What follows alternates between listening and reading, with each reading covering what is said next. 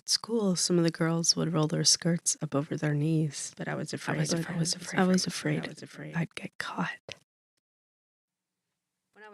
When I was young, like third grade, my favorite clothes were a pink T-shirt with a teddy bear and my name on it. I think my dad got it for me at Six Flags.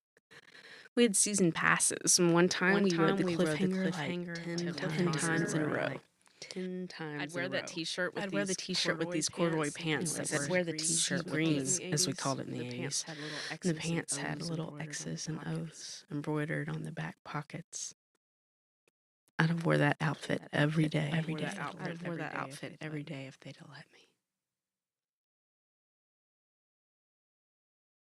And my mom always wore those flannel nightgowns, the long ones with flowers and ruffles, lace.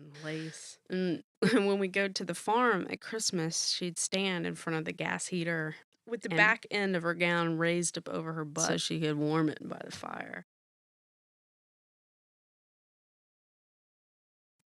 I love a man in a nice plaid Western shirt with pearl snaps.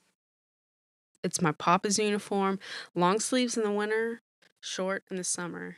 And if my granny ever manages to get him into a church, he puts on a bolo tie.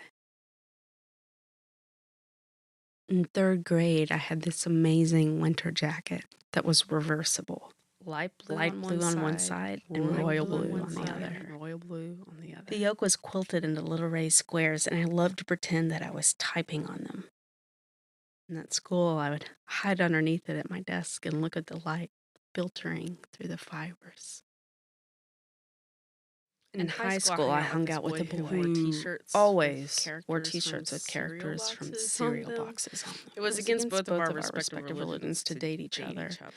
I think the most contact we ever had was touching hands in world history.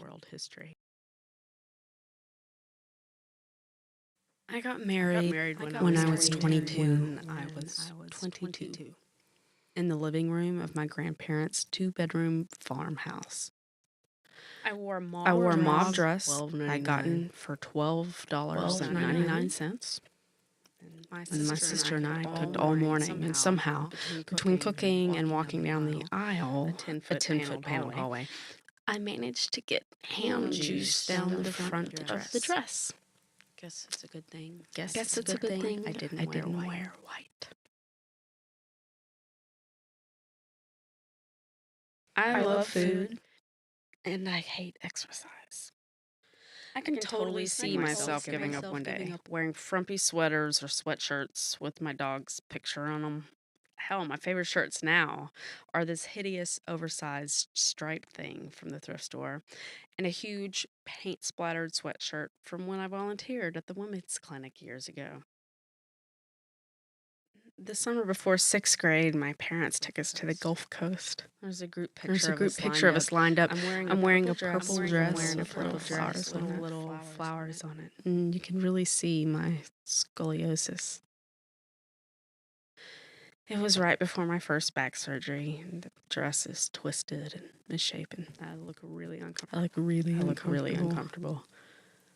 And 20 years later, and I still feel like that. Asymmetrical. Deformed. When Oma died, the kids split her stuff. There wasn't much to take. She was frugal and plain. But I took a fur coat. Sheep, I think. I don't wear it often. Special occasions sometimes. And when I got it, there was a tissue in the pocket. Balled up and hardened. Used and forgotten. And the tissue's still in there. The tissue's still in there. When I wear the coat, I slip my hand in the pocket and hold the tissue like a lucky stone.